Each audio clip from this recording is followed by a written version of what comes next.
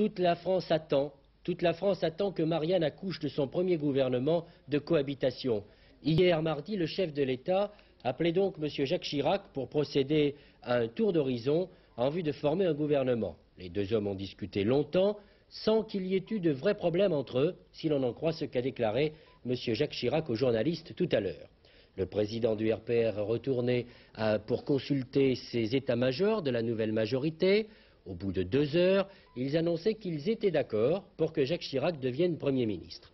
Depuis ce matin, en sa mairie de Paris, le président du RPR consulte, reçoit les personnalités de l'UDF et du RPR avant de donner sa réponse définitive au président de la République.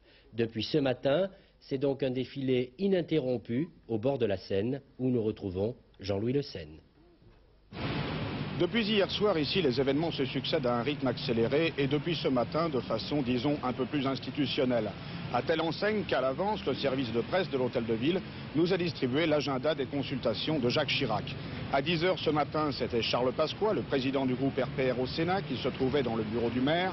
À 11h10, avec un léger retard, Jean Le Canuet, l'ancien ministre et ancien président de la Commission des Affaires étrangères du Sénat. À 11h20, avec un peu d'avance et moins souriant que d'habitude, François Léotard, le secrétaire général du Parti républicain, accompagné d'Alain Madelin. À 12h15, Pierre Méhaignerie, le patron du Centre des démocrates sociaux.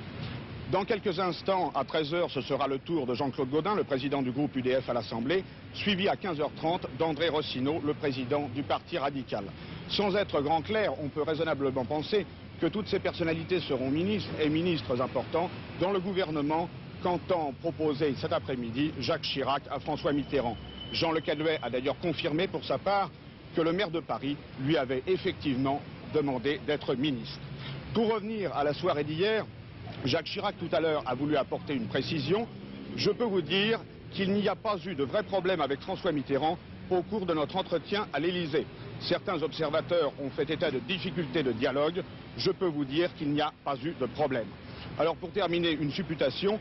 Le dernier rendez-vous de Jacques Chirac étant fixé à 15h30, on ne devrait savoir qu'en fin d'après-midi que le Premier ministre pressenti hier par le chef de l'État est vraiment devenu Premier ministre.